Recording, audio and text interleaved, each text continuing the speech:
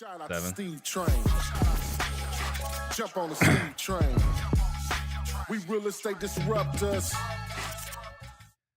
Hey, everybody. Thank you for joining us for today's episode of Real Estate Disruptors. Today, we have someone that I consider to be a mentor, Larry Yatch, with Seal Team Leaders, and he flew in from Park City, Utah, to talk about lessons he's learned from 200 successful Navy SEAL missions and how they apply to business. If this is your first time tuning in, I'm Steve Trang, sales trainer, and every month, we help hundreds of people buy more houses at deeper margins. If you want more information about that, DM me the word sales on Instagram. And I am on a mission to create 100 millionaires. The information on this podcast alone is enough to help you become a millionaire in the next 5 to 7 years. If you'll take consistent action, you will become one. And this show is brought to you by our sister company, InvestorLift. Get access to over 2 million cash buyers across the country. Go to InvestorLift.com, put in Disruptors, and you'll get 10% off. If you get value out of the show, please tag it from below. Share this episode right now. That way, we can all grow together. And this is a live show, so please ask your questions for Larry to answer. You ready? I am ready. All right. So normally I ask people what got them into real estate, but we didn't really connect necessarily through real estate. We got connected through collective genius. Yep. Right. So I guess starting off, what would you consider your role or your profession, or what do you consider yourself? Definitely not real estate. Yeah. So my one real estate experience was very, very bad. Buying an overpriced house in San Diego in 2006, I think, 2007. Yeah. It was a disaster scene. So yeah, I still sting from that one a little bit. Yeah. My role, especially in the real estate space, is if you are good at real estate investment, if you're good at development, you probably are crap at building a team and managing a functioning business. That's what we do. Yeah. So our job is to bring professionalism and structure to an organization through leadership, team development, business structure planning, kind of all the core concepts that are needed to have a high functioning business. Got it. All right. So how did you get into that? It is a roundabout story in that. You can keep going. Sorry. You can keep going. It's a roundabout story. So originally, my background was as a Navy SEAL. So I was an officer in the SEAL teams for a bunch of years, and I got injured. And after a botched surgery, knew I wasn't going to be able to be a SEAL anymore, which then led me to what's next. All I'd ever want to do is be a SEAL, be in the military. And entrepreneurship wasn't a big driving thing for me. It was more a logical means to the future I wanted to create than a big driving passion. And my specific form of leadership was strongly based in education, of developing the people around me to make good choices as opposed to direct leadership. So I got into building training companies, and it was a series of them before I ever got to leadership development. So one thing I remember in one of our conversations was that you went from being a Navy SEAL to starting a company. Right. And straight out, not a good plan. And there were some surprises from the difference between levels of commitment between a SEAL and civilian population. What were those differences? Yeah, it's funny and painful at the same time. One of the best parts about being a SEAL was the team. Like, we literally call it the teams. And the team is not only the team, but the men I got to serve with, the biggest thing I miss. And one of the best parts about it, what gave me the confidence to go into horrible environments and impossible missions with impossible odds, was that every SEAL that worked for me, if they said they were going to do something, they did it. Which was just, for me, that was like breathing. Like, if you say you're going to do something, do it. And if someone says they're going to do something, they're going to do it. And with a SEAL, with 100% confidence, 100% confidence. And they would, I'd say 80% of the time, they would do it at 100% of the standard of performance. 10% of the time, they would do it at like 120%. Like, they would always go a little over. And then 10% of the time, they do it at like 200%, where you ask a guy to do an inventory and he built software to automate inventories. Like but that happened regularly. So I get to the civilian world, I hire people, they say they're going to do something, and they didn't. Yeah. On a regular basis. Like, it was. So it wasn't 100% done. No, if someone did something to 80% standard, 50% of the time, they were a high performer. And that's pathetic. So We were talking earlier, I used to work at Intel. Yeah. Right. And like regularly, like my boss would come by, like, you're doing a great job. You're doing a great job. And every time he did that, I was like, I'm literally doing what they pay me to do. Just that. And they're like, why? Like, we can't believe like how talented you are. I was like, no, like, so I would share this with my friends and they laugh because they had the same thing too. Like, why do they keep telling us we're doing a great job when we're just doing? Because most people do not. Yeah. That was a big thing. Yeah. Anything else? That was a major takeaway from the surprises? 2 others. So I always share these 3 things. And these 3 things were like breathing, eating, and drinking water as a SEAL. Like, it's just things you did to survive. One was doing what you said you were going to do, the holding responsibility. The second one was receiving feedback. Like, as a SEAL, as an officer in the SEALs, they always did what they said they were going to do. And we would give each other direct feedback all the time. And they beat any sort of ego out of you in SEAL training, because if your ego, if I know something, I'm putting if I go into something knowing, then I'm putting the whole team at risk. If I'm not willing to take feedback immediately and implement it exactly right on the next mission, I'm putting everyone at risk. So giving and receiving feedback, and most importantly, implementing it, was, again, just like eating. Like, that's what you do. Every time you do something, someone's going to tell you how you could do it better, and you implemented it. The third thing was planning. It amazes me that organizations at best do strategic planning once a year. And then after that, it's like, well, every problem that comes up, we kind of figure it out on the way. If we have like rocks or intermediate things in the year, like, it's up to someone to figure out what to do. We planned to do everything. Like, I would share, like, we finished training.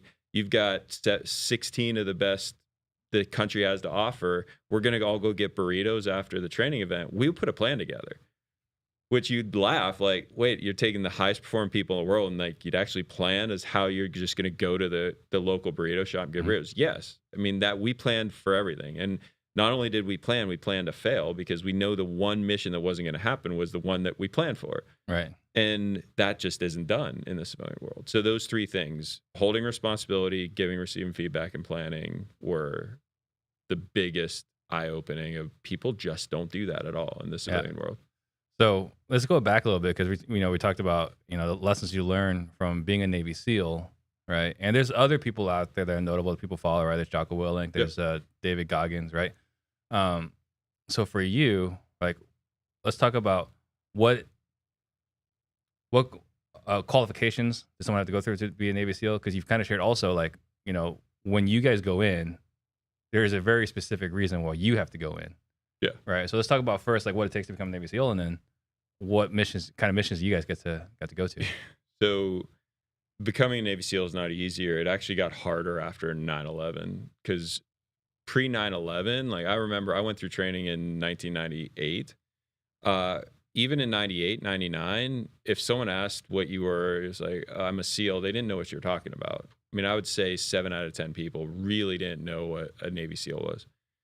And that awareness that changed in 9/11 then meant a lot more people wanted to go. For me, coming from the Naval Academy, so I didn't go in the enlisted route. I didn't go straight into the SEALs. I went to the Naval Academy first, which in and of itself is very difficult, going to that school. And then from there, I had to compete with some of the best the country has to offer to get a spot just to try to go to SEAL training. So it went from 12,000 applicants for my freshman class to 1,200.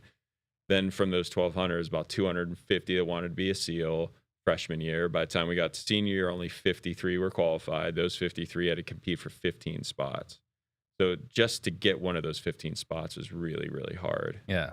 And then you show up to training, we had 135 guys show up and 11 graduated 6 months later. I mean, it's crazy. And you hear these like nightmare stories, right? And I don't know how accurate they are.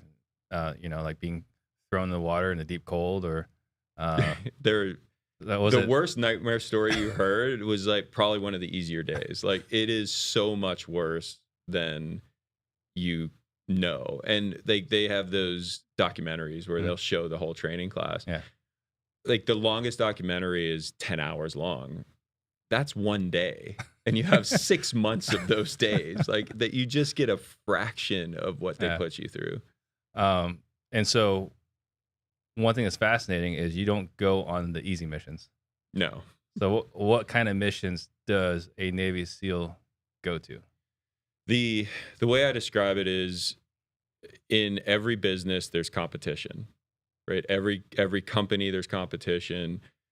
In the competition that we're doing, say in the real estate space, you might lose a deal, right? Mm-hmm.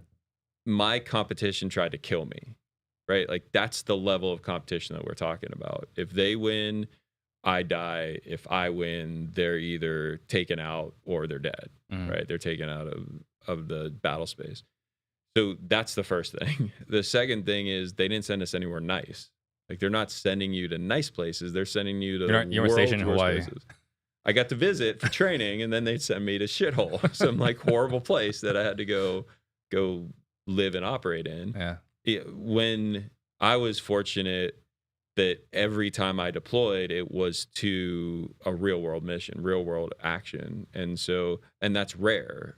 SEALs cover the whole world 24/7, 365. So the average SEAL is going to deploy and never go to war. Just the timing that I had and the team I was on and the locations that I'm in, I got to really do my job. And where we do our job's not nice, right? That's where bad people are trying to do bad things. And on top of that, we're very expensive. A SEAL costs hundreds of thousands of dollars to get through just the 6 months of buds. And that's the start of a 2.5-year cycle. So you'll do 2 years of training before you ever get to a team. You get to a team, you do 18 months more of training before you go and do your job, go to a deployment. So there's hundreds of thousands of dollars, up to $1 million for a SEAL just to go do their job. After a couple of those deployments, SEALs are worth a couple $1 million each. So a 16-man platoon's worth $30-40 million. They're not going to risk that if there's a cheaper unit that can do it. So we only got missions that everyone else said was impossible. Like, nope, we can't do it. Nope, we can't do it. Okay, that's the ones we get. It's crazy to hear, like, it's almost run like a business, right? The Navy is a very inefficient and effective business because it's huge. But yeah, it's a business. Right, but like we're making business decisions, right? We're not going to spend risk 30 million here if we can just get it down for if 100 we million. can risk 30,000 for this unit and they can accomplish a mission, then they get the mission, not us. And it's the same thing. I got injured. I didn't choose to stop being a SEAL. I got hurt. And as soon as I was no longer a value producing asset, like they were done with me. A little different than the connection module in your completely. Yeah, there was. I mean, there are guys that care about me, but because I didn't produce value anymore, it was literally, I was dead to the organization. So one part that also impressed me when we were talking about your story was one of the missions you had to accomplish in Iraq as far as securing the oil fields. Yep. Because I remember like watching on the news, like this was not like hey, let's go secure the oil fields. It was like an event. Oh, it was huge, yeah. So can you elaborate on that? A largest special operations mission in U.S. history to date. So there's never been one larger than this one. Our team, SEAL Team 3, was responsible for securing all of Iraq's oil infrastructure, their distribution, which was 5 different targets, 5 large targets. One of those targets was the world's largest gas and oil platform, which was my platoon's specific mission, was to secure that. And Saddam had promised to blow it all up if there was any hostilities. And so I put it into layman's terms. It was my job to go have a gunfight on the world's largest gas station that's probably rigged with explosives. So it's like a Hollywood movie. Yeah, it was. And that before the war could start, that had to accomplish. So, and the war actually started, I think it's 20-some days early, 21 days early, based on the fact that all the workers on the one working platform were pulled off, and a ship with a tugboat with a bunch of big boxes were loaded on. And so we went 2 days later, even though we weren't planning to go for over 20 days. The war is going to start to almost 2.5 weeks after it actually started. And so for that, it's amazing to think, like, for that moment, my target, my platoon, was the center of all attention in at the highest levels in the U.S. government and the U.S. military, because nothing else could happen before that got taken care of. Kind of like going to the moon, right? Like everyone's eyes are on this one mission. It's kind of cool to think. Like, I would have never thought when I was a little skinny dork in high school wanting to be a Navy SEAL that it's at one point I'm going to be on what was the most important mission in the world at that point in time. What was your responsibility on that mission? I was responsible for tactical leadership. So I wasn't the most senior person in my platoon. I was one step down. He was, as you know from what we've talked about with leadership management, his job was to manage, my job was to lead. Mm-hmm. So within that piece, I did all of the tactical planning for that, and then had to get the platoon ready to execute on that tactical plan. And then I was directly involved in the execution of that tactical plan on target. Yeah. And then interrogation. So once we took control of the platform, it was my responsibility to get as much information from the prisoners we took as soon as possible, because we're now on a target that we are assuming has the potential to be rigged with explosives. And when I talk about this is a large platform, largest in the world, it was 12 football fields long. Oh. It's 1,200 meters long, almost a mile long. It could fuel 4 super tankers, 4,000-foot tankers at one time, 3 football fields wide. It had 2 12-mile, 12-foot diameter pipelines feeding it. I mean, the thing's massive. Yeah. And so that was our job. 20 of us got to take that over. 20. Seems like sounds like it was potentially a little understaffed, but yes, it was very severe. The original mission called for 60 or 70 SEALs, but they kept expanding it. So the entire, I think it was like 3 or 4 platoons from SEAL Team 3 were going to secure that one platform. Mm-hmm. And then they gave us another platform. Then they gave us 2 pump houses. Then they gave us the manifold metering station. So it went from 60 SEALs down to, I think we had 20 or 24 total guys assaulting that platform. So obviously you've been coaching my team and myself for almost 5 months now. Yeah, it's a chunk. And then, just finished reading your book very recently. And one of the concepts that has really, stuck with me is desired end states, right? Yep. Commander's intent. So we're going to talk about it later on, but can you just share real quick how commander's intent or desired end state applied in that situation, so we can later talk about how it applies in real estate?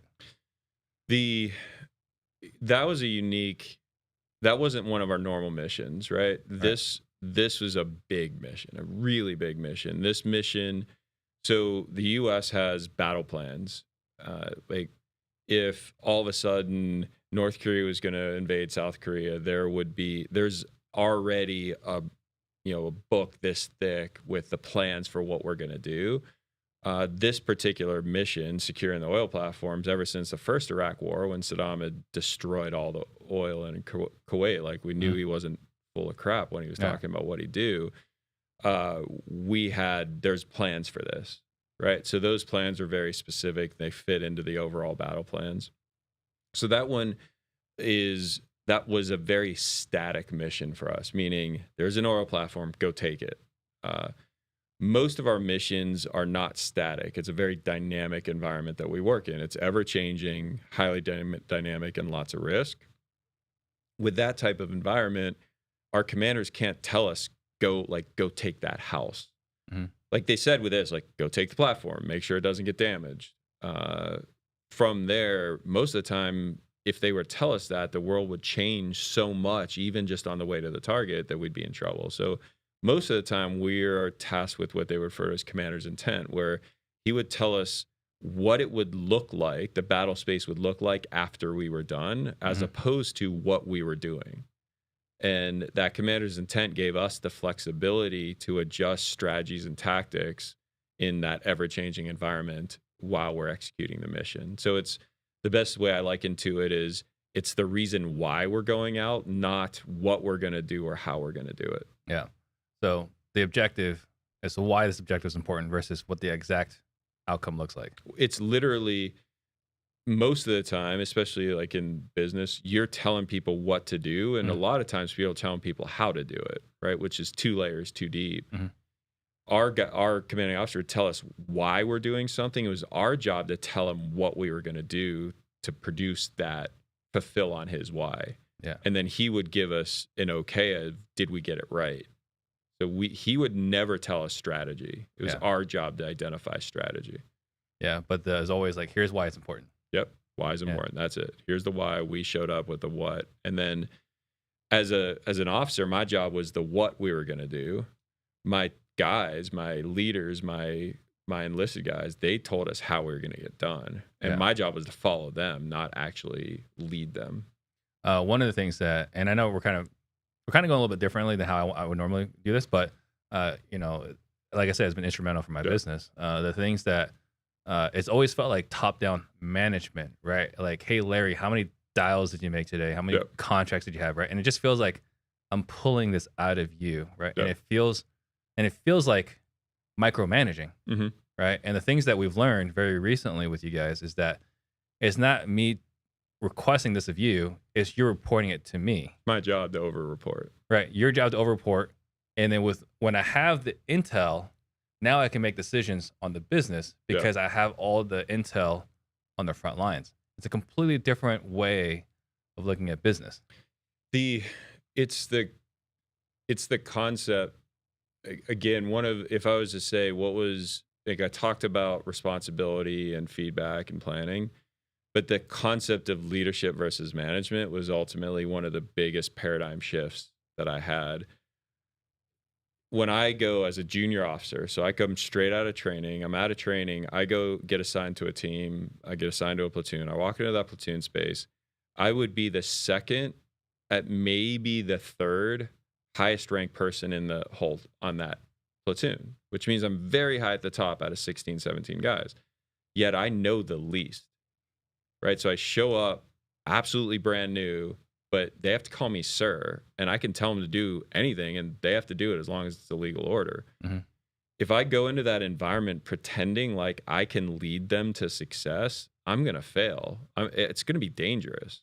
My job is to create a space for them to lead me to success because they have the knowledge, the experience, they have the confidence of previous action to get stuff done. Yeah. And so there's this real change that going into an organization and pretending like you know how to lead people to success is usually very wrong and ultimately very limiting. Whereas my job was to create the space for my guys to lead each other and me to success. That is, when my job is to create leaders around me, I'm infinite. When my job is to lead others, I'm very finite.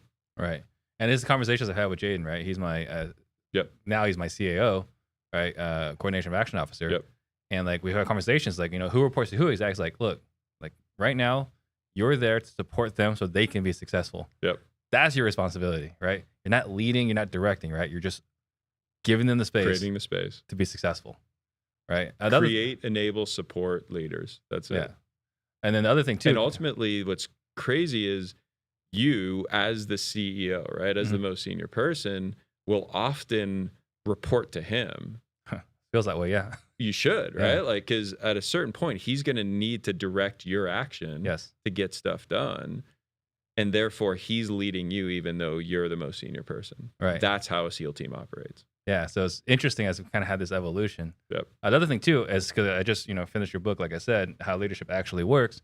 The other concept that was kind of paradigm shift is leader follower, right? So like for me, I'm a big Darren Hardy fanboy, right? I've learned so much from him, and a lot of my business success has been attributed to him. And the one thing I took from him, not the one thing, but one of the major things I took from him was like, I need to create a culture where I lead leaders, right? So I'm not managing people, like I'm empowering everyone to lead, but it stopped with upper management, all right? Like I'm the owner and I have all these managers and I'm empowering them to be leaders, but it stopped there. It didn't go all the way down to their front lines. And here in reading the book, you're talking about like everyone in the front lines is also empowered to be a leader in this right circumstances. Can you elaborate on that? Totally. So I'll cover two examples, and I'll use SEAL examples because they're exciting. So, a lot better than business.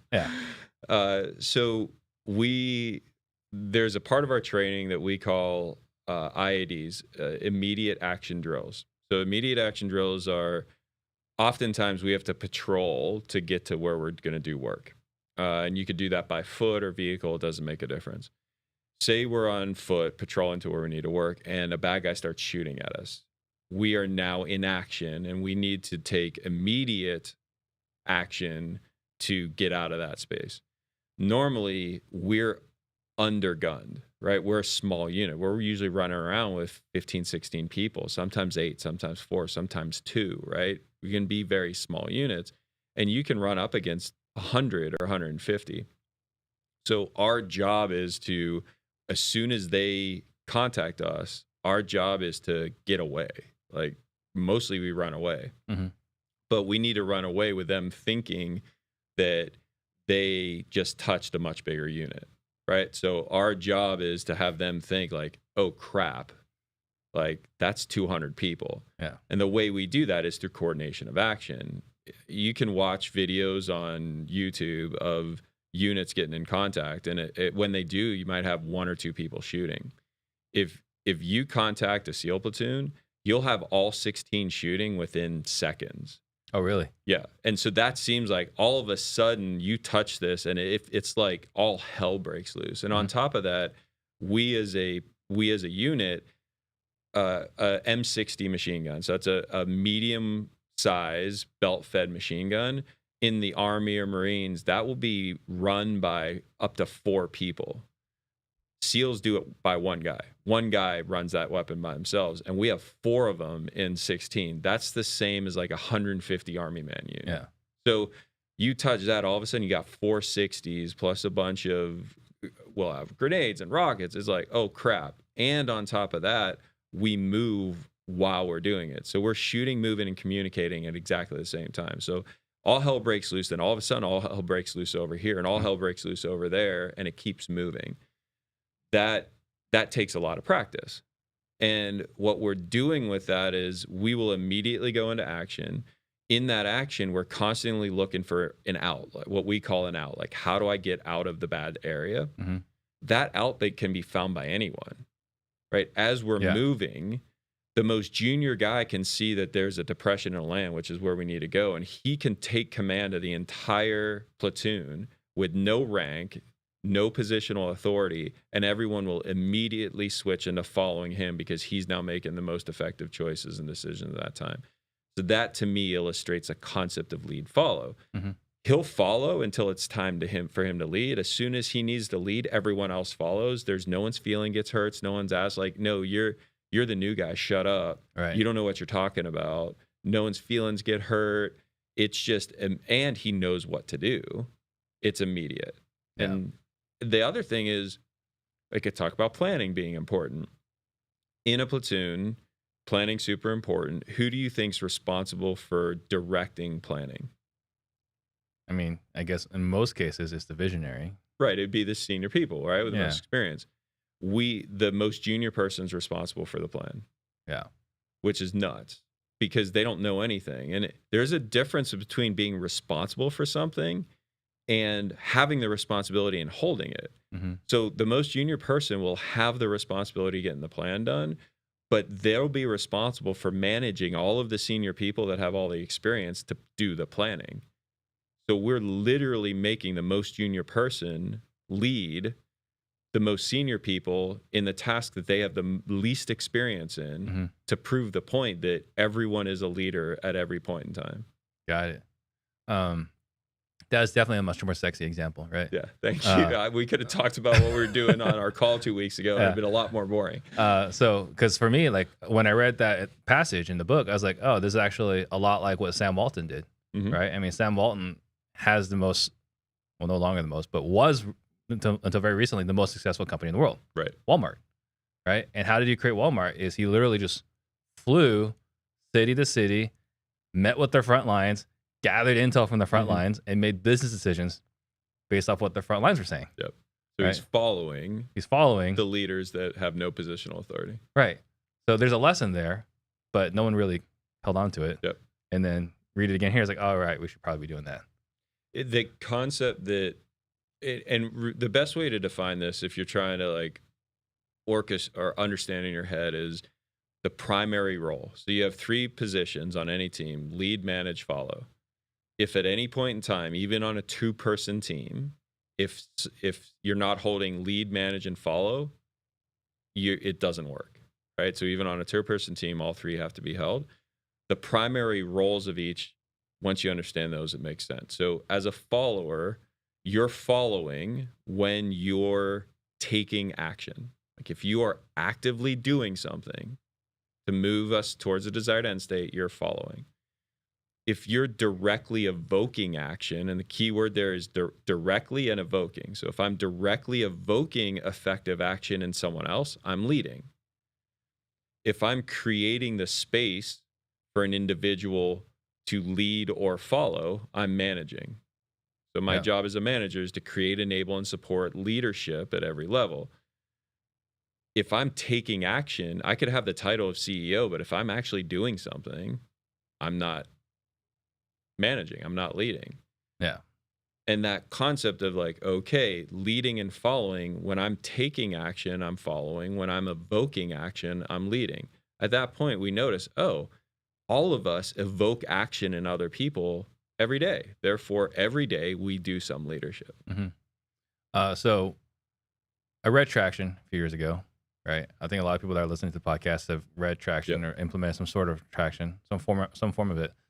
And there's a difference there in their accountability chart. There's LMA, lead, manage, accountability. You say lead, manage, and follow. Right. Can you help me bridge that gap? You tell me your understanding of LMA. So this person has to lead the people underneath them, manage them, and hold them accountable. To me, accountability and manage are the same thing. To me.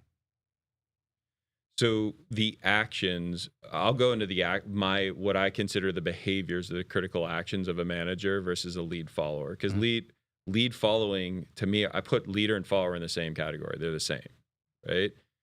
If you're following really, really well, you're going to naturally lead others into more effective action. So your most effective followers will become the leaders within your organization. So leaders and followers are the same thing.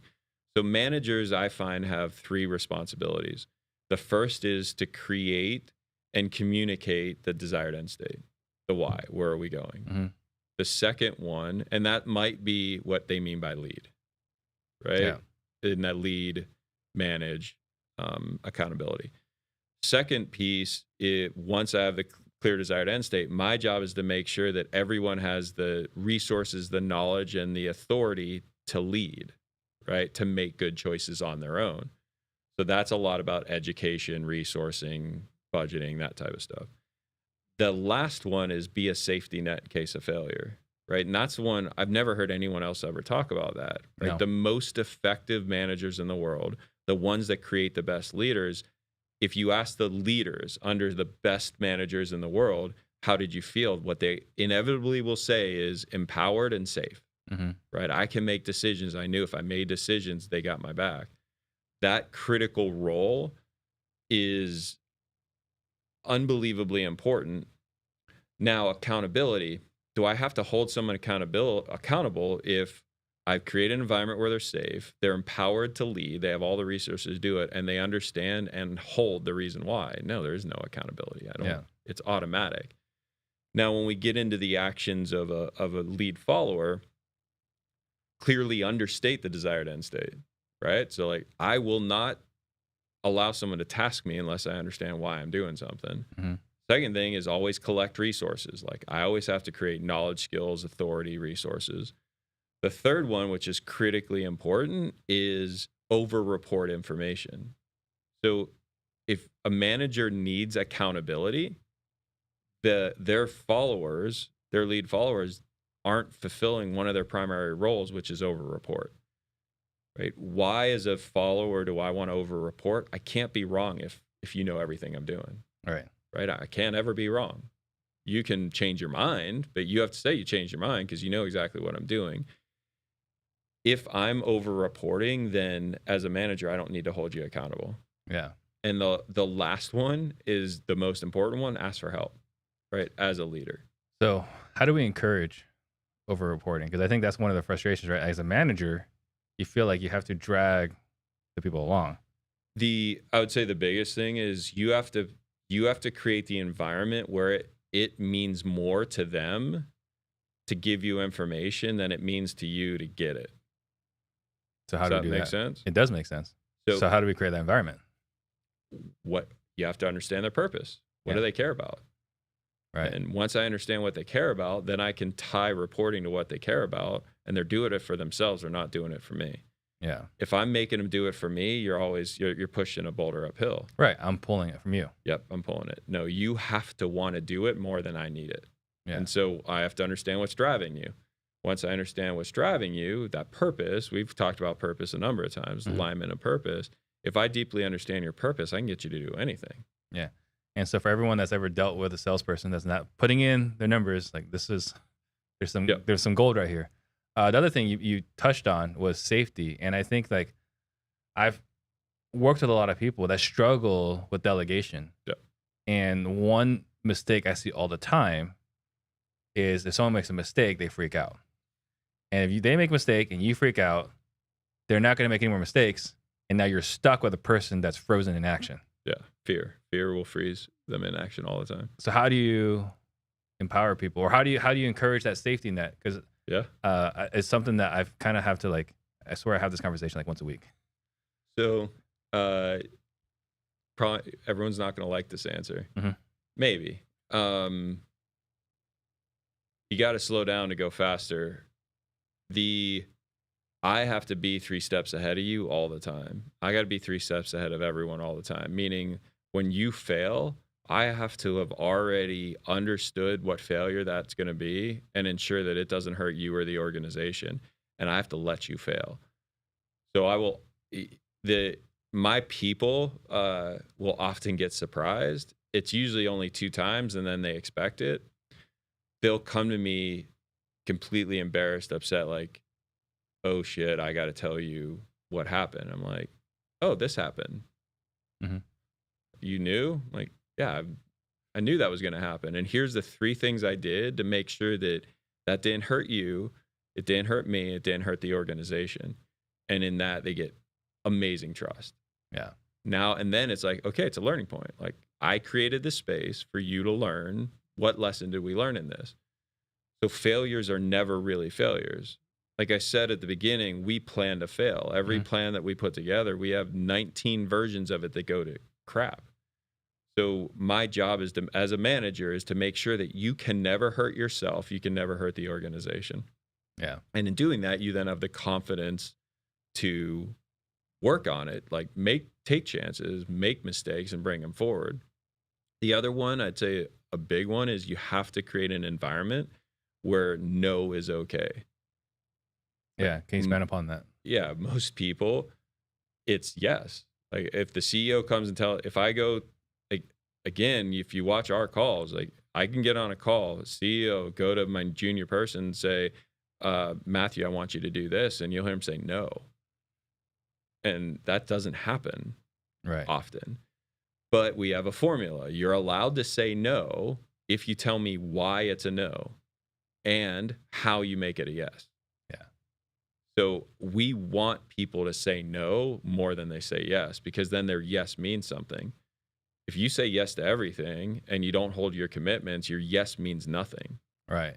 And so that you have to empower your team to say no. Why are you saying no?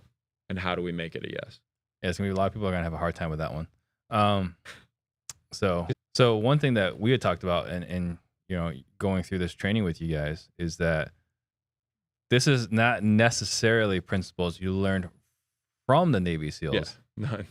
I wish. Yeah. So how did you go from your experience in the Navy SEALs to get in a position now where you're able to speak on it? Like, what was that journey like?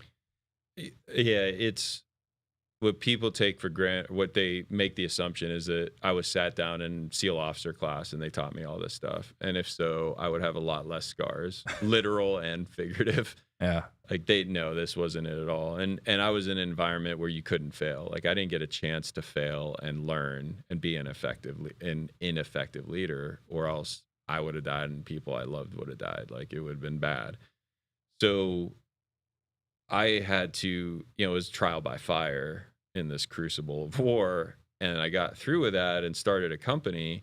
And I made all the mistakes because I was just taken for granted that everyone operated the way the SEALs do. And it wasn't the case. Yeah.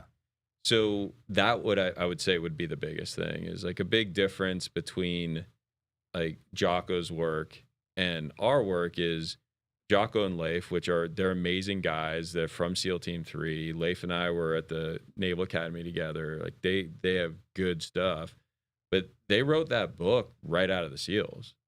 Like, and it is amazing, good content, but isn't based on business. Mm-hmm. Like you have to look at how to apply that in a business. I started and ran 4 companies before I wrote a book on leadership. Mm-hmm. So the concepts of what you're reading isn't direct from the SEALs. What it was all the things that were wrong in the civilian world, in normal business world. And I had this amazing example of a high functioning team. So when something didn't work in one of my companies, I would go back and say, why does Bo not do anything he says he's going to do? And why does John, as one of my SEALs, he always did everything I said he was going to do? What was the difference? And it was in that gap that I found these principles. Then on top of that, we were in very technical training companies and surveillance, counter surveillance products, intelligence, counterintelligence, what we started with. Then we went into personal safety and self-defense, and then school safety and business safety. But it was at the school when they started having us assess their bullying programs as a student safety concern. And I identified that they didn't have a bullying problem. They had a leadership development problem.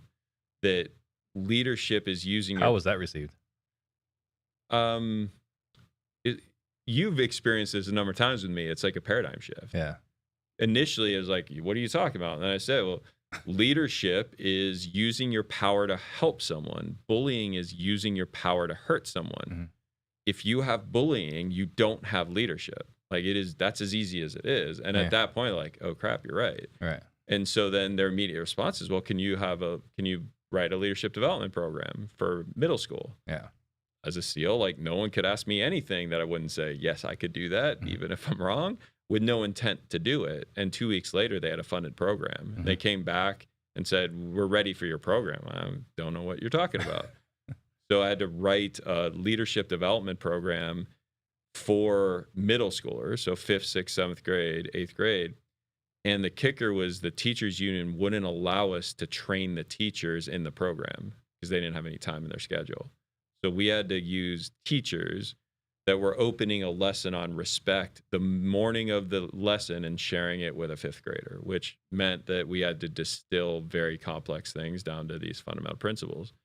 And it's those fundamental principles that are the foundation of everything we teach. Because once you if you can boil communication down to a 5th grade level through a teacher that is untrained in it, you've got literally the gold of communication or respect or leadership. So that's where it all came from. That's fascinating. And you're talking about intelligence and counterintelligence, and I think that's great because when I first met you and Annie at Collective Genius, I was looking at both of you guys and I was like, okay, that's a couple that I don't want to mess with, right?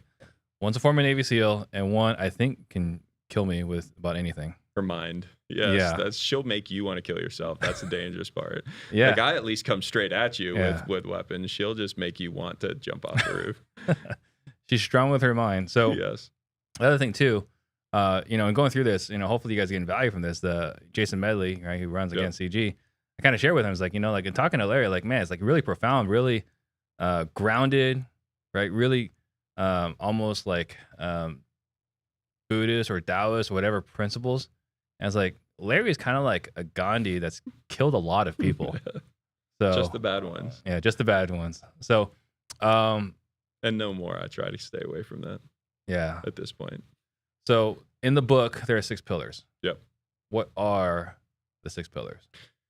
So I look at these as these are the pillars of high performance. And for me, and this is something I think we connected very much on, was the power of language and precision in language. And so for me, these pillars are just how I break up a very complex thing into functional pieces. So we start with success. We have, I think one of the biggest problems that's been produced by our school system is that in order to achieve something, right, to have high performance, you have to work hard and suffer today for the prize, the accomplishment tomorrow. We've been taught that from the first time we went into school, based on a school system being designed during the Industrial Revolution, where we need factory workers, right? Factory workers need to know, like, today's going to suck, but someday you're going to get a gold watch and a retirement. We are long past that, yet our school system is still based on it. And so we as entrepreneurs get stuck in this trap of, if I just keep grinding today, someday I'll have success. And that is fundamentally flawed. Right. So redefining success into something that is sustainable over a long period of time to produce an optimized daily experience is the first part of it. The next connection that we made is that as a human being, our success is 100% dependent on our ability to coordinate action with others. When we coordinate action well. Hang on, so you're going to the second pillar. So before we get into the second pillar, I just want to touch on this, a couple of things on the success, right? So first, I remember when you first said this, right, because we were going through our coaching, I was like, crap, right? My definition of success is kind of what was programmed into me. Yeah. And there was a few weeks of like reflection, right? Because, we didn't go to get ice cream if we studied hard, right? If we turned in our homework, we got ice cream if we got 100% of the test. That's it. Right? We were rewarded results. The accomplishment. The accomplishment, not the behavior. So we have this achievement addiction, right? It's accomplishment addiction. Yeah. Goal or objective, one after another. Right. So there was, and it's, as I'm going through this, right, I was like, man, like everyone, or at least people I network with, has this problem as well. That's why I've worked with 3 billionaires. I mean, and big, I can't share their names here, but like very well-known, big name people, and miserable. Yeah. They can buy anything they want in the entire world. Their families for the 5 generations buy anything they want, and they're miserable based on the fact that there is nothing left to achieve, yet their entire sense of self and worth is based on achievement. Right. So, and I remember I had a private conversation with you and Annie, and one thing that I think kind of surprised you guys was like knowing that I have this accomplishment addiction, that I'm actually a happy person. Yeah. I'm very surprising. I'm glad you're not miserable. Yeah. So, but I know that a lot of people that are, unfortunately. So, okay. So that's the success. So how does someone flip that switch? The core piece is that success is not an accomplishment. Success is a feeling that a human has. Mm-hmm. That's the big awareness. Like we always believe that we connected accomplishment and success together, but it's not true. An accomplishment, it can be done outside of a human, right? Like a business can accomplish something. A business cannot experience success because success is a feeling. So one, understand that. So success is an optimized daily experience, sustainable over time. If I have all the accomplishments in the world, but that's misery to do it, and it's not sustainable, I'm not successful, even though I have accomplishments. Yeah. And so shifting the focus on what are we focusing on? When we focus on fulfillment instead of accomplishment, we get both. Yeah. If we focus on accomplishment, you'll never be fulfilled. How do we find fulfillment? So fulfillment has to be driven by a deeply held, internally derived purpose. So if this is where comparison gets us screwed. So if I'm comparing, it's really bad in the real estate space, right? Like, because it's all about how many deals, what size of deals, all that stuff. Plus social media. And social media. So if you fundamentally understand this, it can help. As soon as something else determines my purpose, even if I achieve it, I can't feel fulfillment. That's a huge piece, right? Mm-hmm. So if I look at you and you have a really nice car, and I'm like, I need to have that really nice car. You've now given me my purpose. I get that really nice car. It still feels empty because I didn't deeply and internally want the car to begin with. Mm-hmm. So anytime that I'm comparing myself to someone else, I'm setting myself up to suffer to accomplish something that will give me no fulfillment. Yeah, it's a crazy trap. So That's why I'm not on social media. Like I can't be, because it's literally designed to make you miserable, feel insufficient, so that you will be a consumer. and pillar number 2. Success can only be experienced as a human through tightly coordinated action with others. So team becomes pillar 2. Yeah. Our ability to team determines our success in life, both the feeling of it, like we were just talking about, and the accomplishments. You can't accomplish anything big on your own, and you can't feel good even if you produce an accomplishment at the cost of the connection with others. So the guy that says I did this all on my own. He's miserable fuck if he actually did. I don't know if I can say that. Well, it's Sorry. too late now. It's live. Yeah, sorry. Beep that one out. Yeah. So, all right. So if the guy who says like I did this on my own, he's miserable. Odds are, and Yeah. he's trying to prove something. Why? Yeah. Because he's miserable. Because Right. he doesn't have people in his life. And it's not true. He's got clothes on. He didn't sew them. Yeah. He learned something from someone. He didn't create that knowledge on his own. It's impossible for us to survive on this planet, much less thrive. Our level of thriving determines on our ability to coordinate action with others, our ability to team. Yeah. The most successful people in this world team at an extremely high level. The homeless people on the side of the road can't coordinate action with themselves, much less people willing to help them. Yeah. And maybe that's the reason why I'm a giant Elon Musk fanboy. Yep. Right. Like he's coordinated action to very, very high level, doing, Impossible things. potentially civilization changing Yep. things. And by the way, guys, like all the stuff we're talking about here, like it's all in this book, right? Yeah, how nothing's leadership, held back. yeah, how leadership actually works. So definitely check that out. I got this off Amazon. It's amazing. So team. So where is language in? Is language in pillar 1 or pillar 2? Language is before you're even allowed to have a pillar. Okay, got Right? it. Because we talk about the concept that, well, it's good that you brought it up here, right? So our ability to coordinate action with others determines our success in life. It determines our experience of life.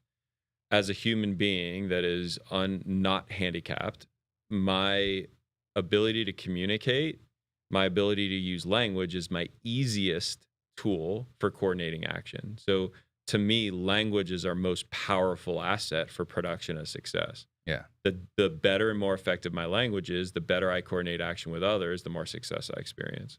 So I'm bringing this up because as I was reading this book, I was thinking like, did Annie close me, right? Because on the conversation where she was, talking about all the different options, she's like, Steve, would you like to be on these calls, right? And I said to her, of course I want to be on these calls. Whatever you guys are speaking, whatever you're teaching my team, I want to be able to speak the same language as them. No. That was my thought process. But then I'm thinking, as I'm reading this book, like, did Annie put that in my head, or was that my idea? You put it in your head. Yeah. So I have to ask her directly, but I suspect you're correct. All right. What's the third pillar? So your success is determined by the teams that you're on. The teams that you're on is determined by your behavior. So behavior becomes the third pillar. And behavior in two flavors of it: your individual behavior and your ability to influence others' behavior. So behavior change. Yeah. Our ability to change our behavior is what enables us to optimize teams or get invited onto a team, be on a team. So you'll see it continues to get deeper and deeper, right? Mm-hmm. Our success is determined by our teams. Our teams are determined by our behavior. And that leads us to our fourth pillar, where our behavior is determined by our ability to self-regulate. So before we get into self-regulation, you have a distinctionary. I do. Distinction Larry is what they say. Is that what's distinction Yeah. Larry? Okay. Behavior, I think, is a term that everyone all agrees on the definition. So what do you mean by behavior? Behavior are the observable actions that are repeatable of a human being. Yeah. So how they... And behavior to me is repeatable. Got it. Like an individual action is not a behavior, right? So some people have actions that are not repeatable or predictable. That's not behavior in my book. Yeah. So how they act repeatedly is their behavior. Is their behavior. Another word for that would be their culture or their personality. Those are all the same, to me, very similar words. Yeah. And if your behavior is not optimal, you're getting voted off the island. You're off the team. You're not going to be on a highly effective team. Yeah. So your level of behavior determines the team you get to be on. If you have highly effective behavior, you'll actually be kicked off of low functioning teams. That's an interesting thing. It Yeah, works I've never both heard of ways. this. Think about it though. If you're super high functioning and everyone else sucks, what do You'll they probably do? leave. I don't know if they kick you out. You would. No, probably they leave because all it does is show how ineffective their behavior is, and they can't have it. Yeah. You've probably been on that before, where you've been in a team where you're the higher functioning person on it, and they don't want you around. Yeah, I don't know if I've been there. I think I've just kind of like left. I was like, Oh, you left. I was like, quick. I don't Yeah. know what is going on here. I don't know what you guys are doing, but I am out of here. Yeah. So you'll notice that it's the same thing. It's like Yeah. you're a bright light around dark, and the dark doesn't like the light, so they're Yeah. gonna want you off. Just like if you're low functioning on a high functioning team, they want you out because you're an anchor. That's interesting. Yeah, it's both sides. Yeah, and I think it's so behavior. Then would you say is in a way your level of function? Yep. So for the way we determine functional level is size of commitments and consistency of holding those. Yeah. So if you have effective behavior, you make big commitments and you hold those commitments really well. Yeah. And you can see how this works, right? So if I make big commitments and hold them well, then I get to be on teams that make big commitments and hold Right. them well. We're talking about like A players, Yeah. right? Like, if you're an A player, you get to play on A teams. Yep. If you're a C player, you're getting kicked off that team Use pretty your- quickly. Yeah, that's where self-regulation. Use your self-regulation to change your behavior to become an A player. Yeah. So self-regulation is next. Self-regulation is the next. So self-regulation is the ability to use my intention to modify my behavior. And that comes in physical, mental, emotional flavors, right? So physical self-regulation, mental self-regulation, and emotional self-regulation. That means I can use my intention to control my emotions. Yeah. So say I feel really scared to be on this podcast, I can use my self-regulation to continue to take action despite my fear. Power through it. Yeah, to power forward. Say you start to really question or push me on a point I make, I can use my self-regulation not to punch you in the face. Is that emotion or mental? I'm not sure. It's, Combination. in there. it's emotional, right? Self-regulation, leading to the need not to physically self-regulate.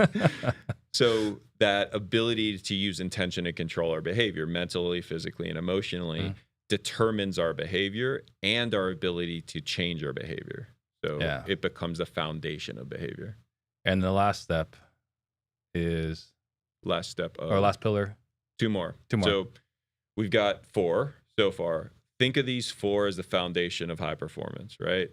Success, team, behavior, self-regulation. At that point, we have to master those of ourselves, or at least get good at them better than those around us. When we start to illustrate effective behavior in all 4 of those pillars, we're going to produce results. When we produce results, that's automatically going to evoke effective action in those around us, which is leadership. So the 5th pillar is leadership. Leadership being where I start turning from internally leveraging those 4 pillars to externally helping others leverage those 4 pillars. When I do that, I'm leading. It's very natural progression. Right. And people want to follow. Because you're effective. Right. If you're ineffective, if you can't do those first 4, good luck leading. Well, then you're going to be like directing and no one wants to listen. Micromanagement. Yeah. Right? Then what's the last? Someone that has no authority. What's the last pillar? So we get to pillar 5. Now all of a sudden we got momentum, right? Because if you start having the ability to have people make big commitments and hold them and direct the commitments they make, now all of a sudden we get movement, and that's where planning comes in. So planning becomes our final pillar, and that planning gives us the ability to direct the energy or the power that we produce through the first 5. So we had a call a few weeks ago, and this right here, pillar number 6, was kind of like a shocker to me, right? So the example I've always used is like, I'll take a car, right, maybe a Prius, and I'll go like 100, right? Yeah. And it's kind of shaky, right? But But it's fine, right? And then we'll go 110. It's like, okay, we have a problem with this Prius. Like, let's pull over or let's go to the pit stop, get some new tires, maybe some new brakes, right? And see how we handle. Like, okay, now the suspension's okay, but the wind noise is pretty bad. All right, let's maybe go to another pit stop, get a spoiler, whatever, right? Now we can go 120. Spoiler. You go right to spoiler. Whatever it is, right? But something to fix the airflow, right? And I will keep going till whatever breaks next. Yeah. And then we'll fix that. And this is like my journey in 15 years of business. Yeah. Right? Let's go fast, break something, fix it. Let's go faster, break that, fix it. Let's go faster. And it's how I've lived my whole career. Yeah. And then I hear this thing about planning, and there's actually things you can do to prevent things from breaking. You could. It's amazing. It's crazy to me. So what are those 3 things we do to prevent, or at least be prepared for something to break? So the first thing I like to share is it's the same mindset. Like, you have someone and I'll tell them, hey, you need to do some planning. And what's their I don't have time. I don't have time. I'm like, okay, this will be the easiest. This is like a softball. So you don't have time to do a plan. What is that telling you? We're going to have a lot less time later on. We should probably plan. Yeah. Like, when you don't have time to plan, like when we get over capacity, when we're going 100 miles an hour in the Prius that's shaking, what always shows up is you stop learning. That's the first thing you give up when we're going fast. Next thing you give up when we go fast is leading, right? Leading effectively. It's like, I'll just jump in and get it done, right? I'll hold the windshield on. And then the third thing to go is planning. Like, we don't plan. We don't have time to plan. We just respond to whatever fire we got. Yeah. And when you're in that environment, that's the world screaming at you that you don't know something. You need to coordinate action better. You need to lead better, and you need to plan. Yeah. And so that's like the first thing I like to get across is it's so easy as an entrepreneur where you're just overwhelmed. Like, that was the other big thing we did on the last call that we talked about is we're so overwhelmed because there's so many things to look at. Because it's not just the brakes and the tires and the airflow. It's, are the doors on? Who's riding in the car? Where are we going? How fast are we going there? What time do we have to get there? Like, do we have enough gas to get there? It's just so many things to pay attention to that you don't know where to put your focus and attention. Planning is one of the tools that we use to identify where do I need to put my attention. Like, you may be working on the tires and the brakes when in reality, you really need to work on the fuel pump and the amount of the gas tank. And so for me, it's always process and structure, right? Using a structure to ensure that I'm putting my attention in the right place enables me to coordinate action at a higher level, which then enables me to have more success. Yeah. And so there were 3 actions, though. There was the desired end state. No, there was the like backup plan. For after action reviews. Yeah. Was it after action review? It was avoid, mitigate, backup. There you go. Yeah. So we call it the ultimate solution tool. There you go. Like I said at the beginning, every time we do a plan, we'll do one plan that's perfect, and then we do 18 plans that are all messed up, right? All the things that are broken. In those plans, one of the things that we identify, the structures that I put in place, is every problem we would identify, and we would identify problems before we started the car, right? So before we got in the Prius. I don't have time for that. I know. Before I got in the Prius, we would say, like, what could happen out there? Yeah. We'd identify the problems, and then we'd solve it 3 ways. We would come up with a solution for avoidance. What could I do today to avoid the problem showing up when we start driving? What could I do to mitigate it? So say I try to avoid it, it doesn't happen, the wheel shake comes anyway. What do I do to mitigate the effect of that? Like, how do I make it not hurt so bad that the wheels are shaking? And then the third piece of it is I tried to avoid it, I couldn't. I tried to mitigate it, it became catastrophic. What's my backup plan? So the wheels actually fell off when I'm doing 100. Yeah. What's my backup plan to get to the objective? And that simple formula is so amazing anytime you have a problem. Yeah. Even if you're in the problem, like say you didn't listen to me and you aren't doing this ahead of time and you're driving down the road, as soon as we identify wheel shake, okay, what can I do to avoid the wheel shake? What can I do to mitigate it if it shows up? And what can I do to have a backup plan in case it's catastrophic? Yeah. And there's a couple of things, right? Like first, when you said it, I was like, God, that's so common sense, right? Yeah. And it was like, I shared the story, like when I learned how to snowboard, like when you're learning how to snowboard, everyone falls off when they get off the lift. Yeah. Right. And I was falling off, getting off the lift, and my buddy's brother says to me, he's like, why don't you just stick your foot out so you don't fall? I was like, obviously. Right. And so I don't fall anymore snowboarding. Right.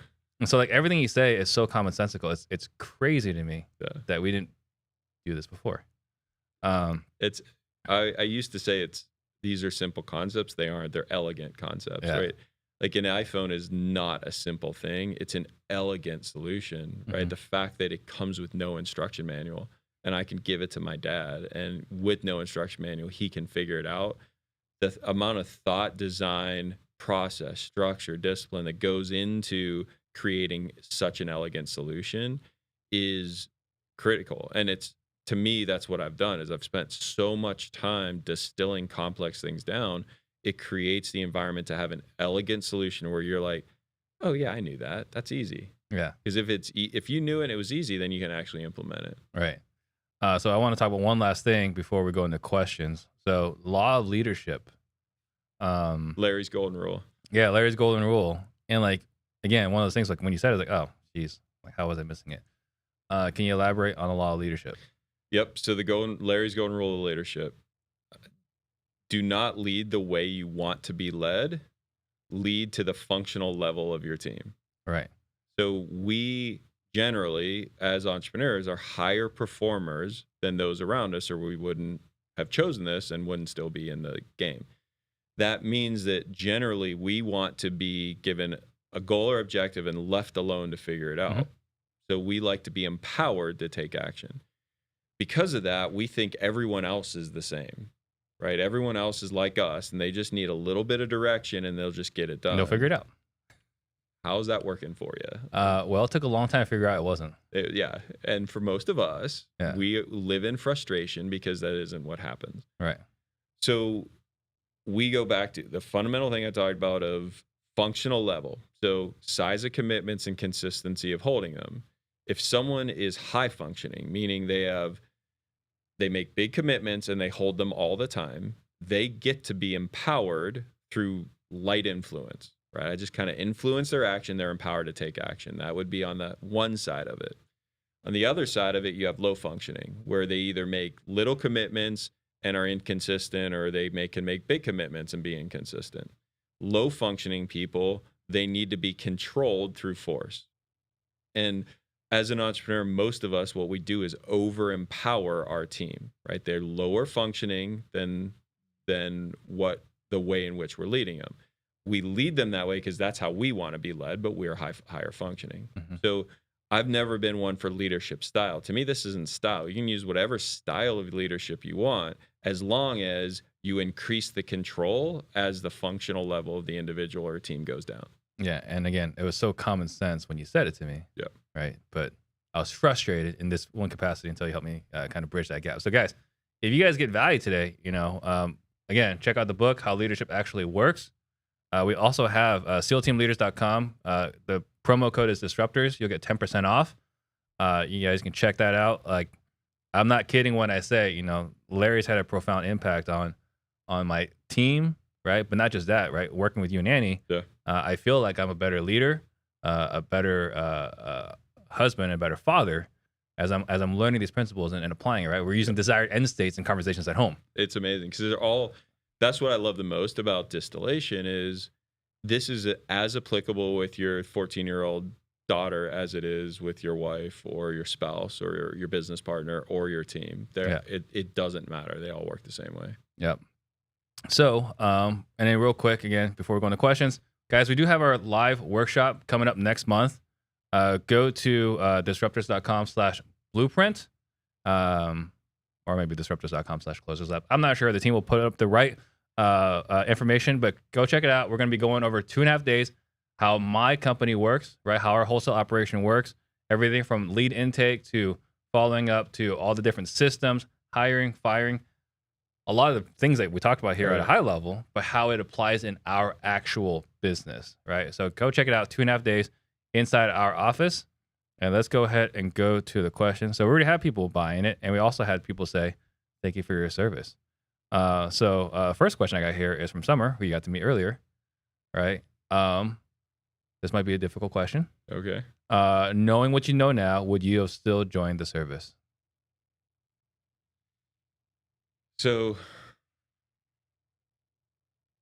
like, it's been a long, hard recovery, right? It's been 14 years, and I'm never going to be the same.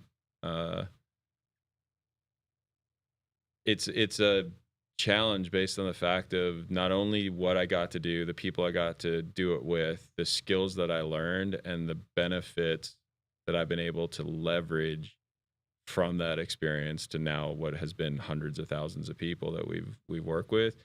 I would say yes, I would, just based, and I've kind of built to sacrifice myself, so that's part of it anyway. Of like, yeah, I'd still sacrifice myself. I think the better question is, I've got two young boys, a 8-year-old and a 5-year-old. Would I want them to be a SEAL? And the answer is no. No. Like, definitely not. Like, I would not want them to do that.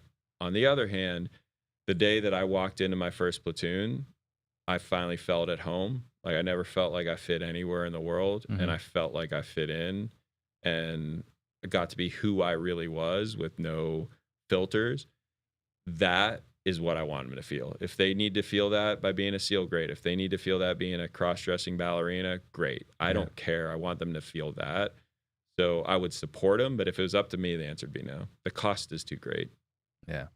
I mean, I think that's a key point here, right? We're talking about the suffering. Yep.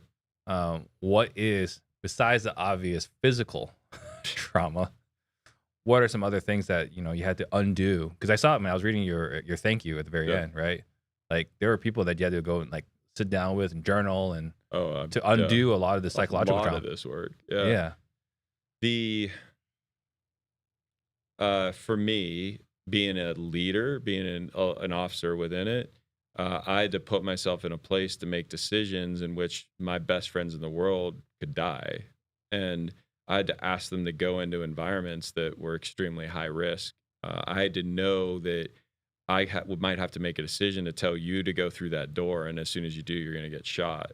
That in order to do that without hesitation, I had to create a massive psychological break between my emotional and physical selves, meaning I had to give no concern for my physical well-being, and I had to experience no emotions, because if I experienced an emotion, it would create a time gap in the decision I need to make, and people die. So that's what's been hardest to heal, of mending those parts of my psyche. Like, there's, to this day, I walk around sometimes bleeding. I don't know, because I just don't feel it.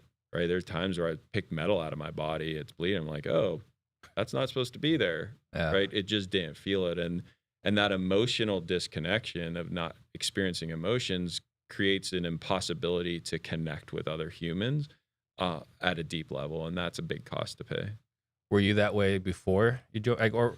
I was predisposed to it, both by I'm on the autistic spectrum and the Asperger side of things, which means I don't connect with humans normally, a normal way, and I don't never really experience emotions the same as other people. And as a kid, I was a little dorky kid in Pittsburgh. I got picked on quite a bit. I learned to not allow my emotions to direct my actions, which helped build that capability for what I needed as an officer in the teams. Yeah, because I'm asking these questions because I've got, I think, through different influence, right, from parenting or whatever, right, I also am pretty self-contained or really tightly controlled as far as emotions goes. Like, self-regulating my emotions is not a necessary effort, right? And so, when we were going through this exercise, I kind of share these stories with my kids too. And my kids are like, no, Dad, you have emotions. You have two. Like, okay, what are they? Like, happy and angry. That was mine. Yeah. Well, I wasn't happy. It was normal, neutral, whatever we would call that, and angry. Well, then I asked, I was on a call with Paul Sparks, where we have a new joint venture together. And I was like kind of sharing with him, I was like, hey, I know people are upset and these negotiations can be really tough. And it seems like I'm not warm and fuzzy, but look, that's just who I am. Yeah, I do care. Right. You just can't see it. It's like, so I talked to Vivian, she's in the back seat. Like, hey, Vivian, can you just share with Mr. Paul, like, the two emotions I have? And she says, oh yeah, it's anger and disappointment. It's like, that's not what we agreed on. Disappointment replaced happy. Yeah. It's like, man, that was not the conversation. But I really appreciate that answer, right? Would you have your kids join the SEAL? So Josh Chappell on Facebook, what's the best way to teach your leaders these concepts? To teach these principles that we just talked about? How can his team best learn these principles? So, Josh, I'd say the the most important thing you can do is have the right language and the precision in language. And that's where, again, I'm not pitching the book, but get the book because we have all of the language laid out. If you can just start to get your team to start using the words leader and manager coherently across the team, to have an understanding of what responsibility is, the parts of it, that language within the organization will have the biggest impact. And so that would be my basic suggestion. The other thing, if you go to howleadershipactuallyworks.com, there's an assessment. That assessment will lead to the course site, but there's a distinction area on that assessment. So at a minimum, go there and start looking at those and sharing those with your team. And if you can get your team to be able to kick out those distinctions, that's going to make a huge difference. So Jaden doesn't know this yet, but we're going to go to the dictionary and we're going to make placards and cards out each one. So everyone in a company is speaking the same language.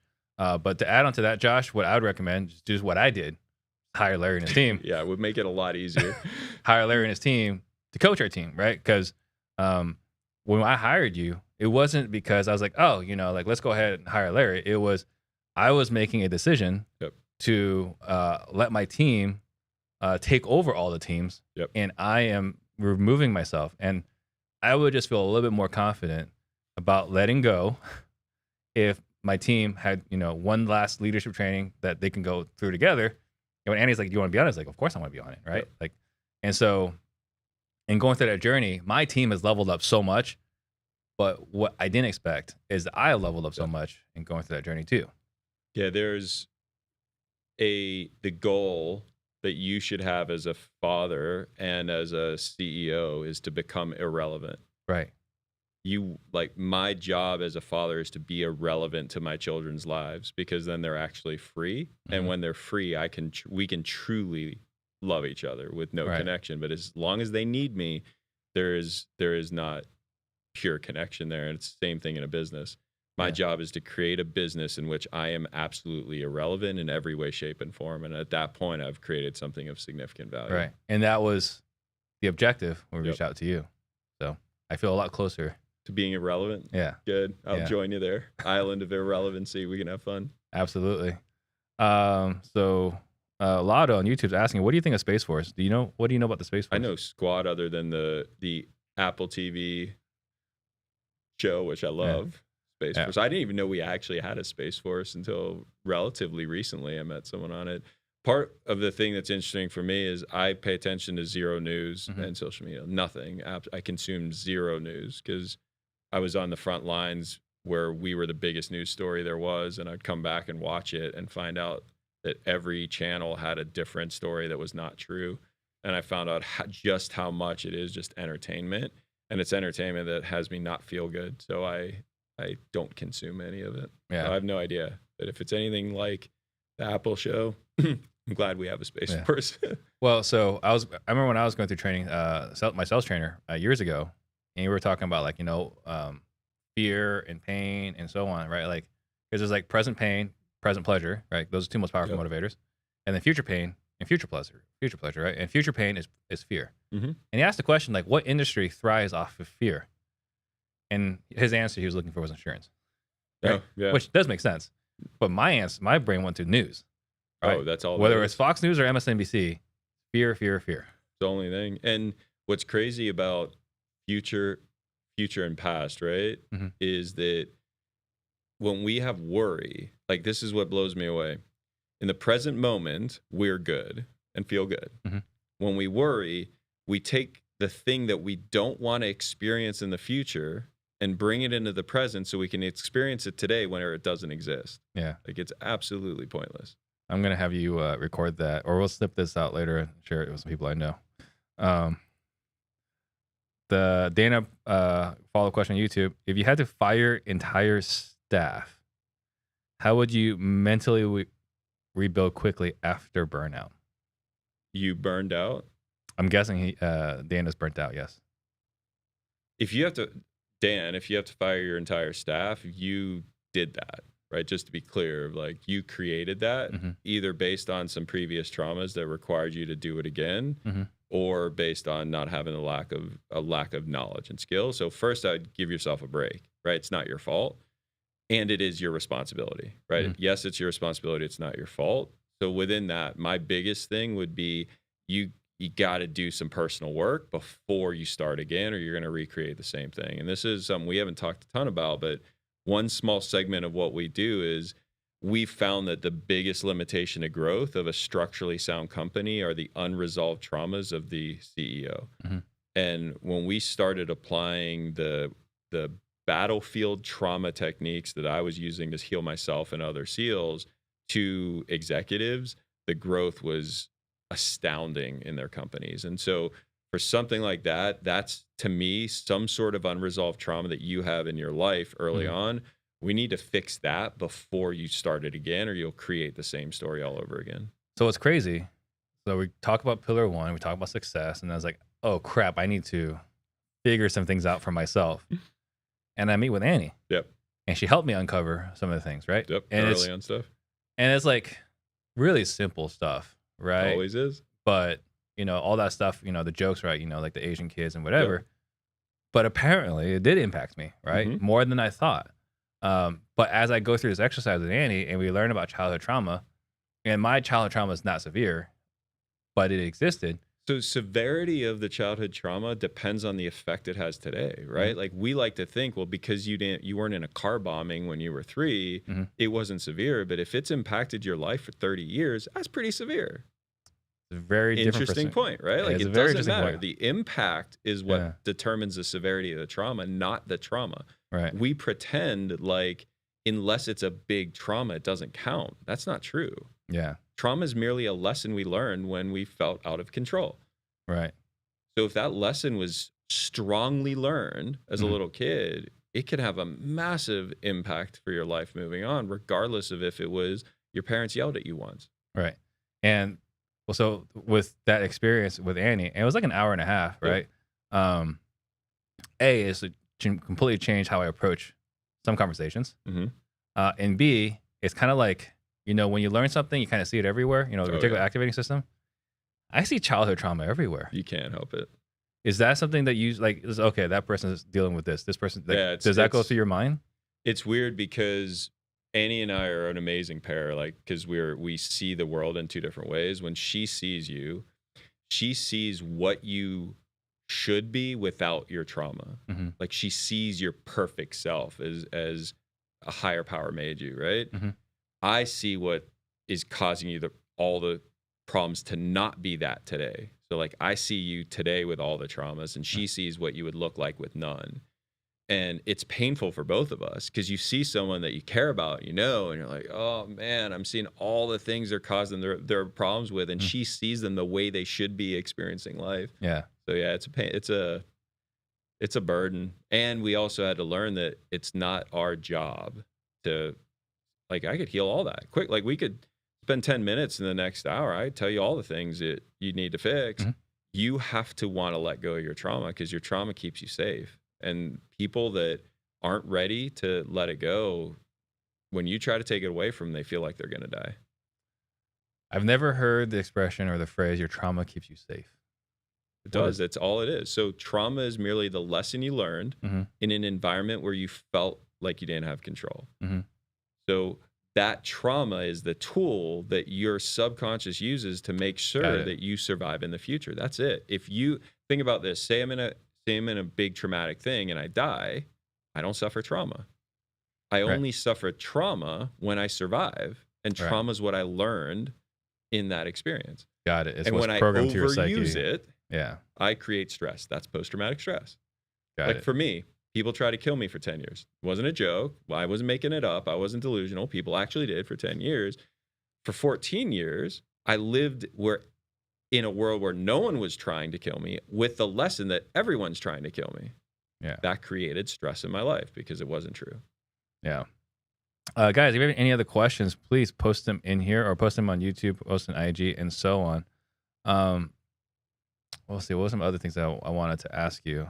Because we've gone through a lot of different things. Oh, yeah. One thing that's is interesting, like we're going through, again, your training, and there is so much overlap with my training, Yeah. right? And Fundamentals. it's crazy to me the communication principles, the reasoning, the ideas behind it. For me, I learned it from sales training, Yep. which was very generously borrowed from psychology, Yep. right? Like a lot of the sales principles that work, they work for psychological reasons, That's it. right? Human reasons. Human reasons. So like, I went the same route through neuroscience. Yeah. Like I got really into the neuroscience, how the brain works Mhm. and how that drives behavior. That's where I went super deep in it. And once I started going and understanding the way that human brains work, then all of a sudden I had an insight into principles that would then work in other domains. Yeah. So just so you know, so I don't get in trouble later on, I am stealing some of your stuff and applying it in my sales training. Please. Just FYI. I've told you this. Our mission is permanent positive change. That's Yeah. why we're so free with content. Like if we have the ability to leverage another person's avenue to get this into other people's hands, we do. And if we don't directly benefit from that monetarily, it's gonna show up somewhere. So we're as free as can be. That's why, like in that book, I love at the very beginning, I give a warning. Like, this is a hard ride. Like, this is not easy. This is, your brain's going to hurt at the end of this. Yeah. Because I don't hold back. It's not like I'm holding back the best stuff that you'll come to me and I'll sell you training. That's everything there is. And we also know that it's going to melt your brain 3 or 4 times and you might need help. Yep, absolutely. Last question here from social media. If you could start life over again, would you do everything the same or take a different path? I would take a different. Do I know what I know now? Knowing what you know now. Knowing what I know now, hell yeah, I would take a much different path. Yeah. Yeah. There's some everything from small ones. Like, I wouldn't go into the SEALs as an officer. I'd go in as an enlisted SEAL first. Get a couple years as an enlisted SEAL, and then I'd still probably want to go the officer route. I would have gone slower. Like, I was always striving towards the next big thing. So I'm a high performer. So I didn't enjoy the experience because I was trying to get onto the next unit, the next thing, the next bigger task. I would not have started a business directly out of SEALs. I would have worked for someone else, other startups, to learn all the lessons. Like, that'd be a huge one. Yeah. And I'd start asking for help earlier. Like, those, if I had to just kind of say big ones, those are the big ones. What is your biggest struggle right now? My biggest struggle right now is success. My life, my daily experience is not what I want it to be. And it's real frustrating to know it and to see it on a regular basis. And I feel not in power to be able to change it. Like, my schedule, my timing, what I'm doing. And that's mostly based off of my trauma of, I need to suffer for success. Like, I haven't healed that yet. So as I heal that, I'll be able to change it. Because I'm the one that makes my life miserable. No one else does. So you know what it is. I did. And getting your own way. So what is like the most, the major thing that you're doing to yourself that's causing you this?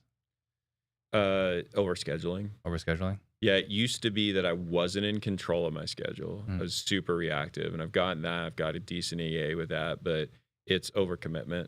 Right. Like, committing to too many things. Trying to do too many things? Trying to do too many things. And I don't have someone regulating me on that yet. Yeah. And so that's where I need some more work. And the other place is, and we were talking about this before with purpose, right? My purpose has not come from internally derived from me. I was doing it for my family and for creation and the benefit of other people. And so that's why I think a lot of things feel like struggle when they don't need to. And so I need to do some more work on getting clear on my purpose and then saying no to a lot more stuff. Yeah. And I think that's like incredibly like profound, right? Like, we speak on these topics, right? Yeah. And we speak with authority. Like, we understand it at a deep level. But it doesn't mean like we've got it all figured out. That's why I say the reason I'm teaching everything is because I need to learn it better. And I'm very open and transparent and vulnerable with that, of like, don't look at me as perfect. I understand it, I think, better than just about anyone. I can speak it better than most people that I've ever met, but I'm still actively working on it, or I wouldn't still be teaching it. Yeah. That's deep. What is your superpower? My superpower is distillation. Yeah. And I can't I can't get my head off of something that I don't understand. Like if I don't understand something, it's stuck until I do. And I understand through distillation, and I can distill complex things down into stuff that people feel like they are remembering. Can we say distillation in a different way? Distillation in a different way? Yeah, in a more layman's terms. Yeah. So I'll give you an example. We talk about power all the time, right? Power is in all sorts of stuff. We need power. I have power. That's a source of power. There's a form of power. Power. You look up power in a dictionary, it's useless and it's not universal. I've distilled the concept of power into a few words: the ability to influence change. That's 4 words. But those 4 words apply to power in any way, shape, or form. Electrical power influences change in a light bulb, creates light. Lightning is uncontrolled power that will change if it hits your building or your car. Or you. Military power, political power, interpersonal power, physical power, martial arts, right? No matter what, in any way, shape, or form, if you distill power to its the most fundamental nature, it's the ability to influence change. Yeah. That's what distillation is. And that's what I do that really, really well. What book have you gifted more than any other? Getting Things Done from David Allen. I don't think I read that one. Yeah, it's a system for organizing tasks, emails, structure life. Like his big concept is that, and this is true, in our brain doesn't know the difference between I need to pay my taxes or I'm going to get arrested, or the light bulb is out on my back porch, right? Those open loops, our brain can hold open loops, but it can't hold comparative values. So when we run too many open loops, our short-term memory gets overwhelmed and we can't do anything. And so his concept is how to close loops and make sure they show up at the right time. So that's the one I've probably given to more people, and that's the one I've bought it 4 times. Because whenever I get out of line, it's because I stop closing loops in my life. And so I use that one to get back. All right. So I'll have to check that out. Once you leave what do you think about thought you want to leave the listeners with? A message while I make just a couple of quick announcements. Guys, if you have value today, please like, subscribe, share, comment. Like I said, having Larry on, he mentors me and my team, right? So I'm hoping you guys got value out of it. So definitely share this message. And then we do have Blockchain Whales. Do check that out. And then next month, we do have our blueprint live in my office, 2.5 days. Again, going over how our wholesale business runs from A to Z. When you walk out of our office, you'll know exactly what you need to do when you go back to your office. And we do have Matthew Potter next week. He is an agent with me, and he's doing consistently 30 plus transactions every single month. So if you want to hear his journey, how he's worked with hedge funds and so on, do tune in next week. All right, what are some last thoughts you'd like to leave all the listeners with? The last one, I still think this is the most important one, and we've already said it a couple times, but I'll say it again. Your success in life is 100% determined by your ability to coordinate action with others.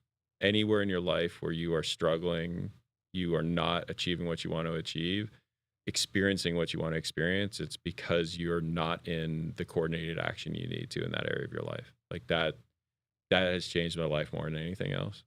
Yeah. So let me ask a question. I know it's supposed to be my last thought, but I have to ask a follow-up question because I learned before the show that you're a maverick. Yes. Mavericks tend to not be the best at coordinating action with others. No, I'm not. So how does that reconcile, or how do you address that if you are a maverick? And this came from Jocko Willnick. Freedom through discipline. I believe it beyond anything else that discipline and structure gives you freedom. So I'm a maverick. By nature, I don't coordinate well with others, and I don't want to be around anyone. Like I would rather just be by myself most of the time. So anywhere I have a shortcoming that is not going to lead to the life I want, I put structure and process and use my discipline to be able to leverage those processes and structures. And so that's how I knot them together. I can be a maverick, and knowing I'm a maverick, I'm not going to coordinate well. So I put processes and structures in place to be able to ensure that I coordinate well. That makes total sense. So how can someone get a hold of you? They can get a hold of me. The best way to get a hold of me is through right now, howleadershipactuallyworks.com, same title as the book, is going to be probably the best place. I know we have that set up with the book and access to all the tools that we're giving away free with the book. I think it also leads directly to contact with our team. Mm-hmm. And so go that direction. That's the easiest. That's going to be the most direct for me. And the other thing is I will respond, right? So my team is trained that if someone reaches out, they have a problem that our team can immediately address. I see all those things. So info at SEAL Team Leaders as well would be it's going to come across my desk quick if there's someone that needs help. I'm going to fix this real quick in the chat. So if your greatest challenge is overcommitment. Yep. This book is amazing. Thank you. Right. It's going to be required reading for everyone that joins our organizations moving forward. I think it'll be busier. Yeah, I think so. Moving forward. So thank you so much. Appreciate everything you've done for me. My pleasure. We're just starting too. I know. It's getting good now. It's getting real good. Thank you guys for watching. I'll see you guys all next week. Shout out to Steve Trang. Jump on the Steve All right. Trang. So I think you have enough time. We real estate disruptors.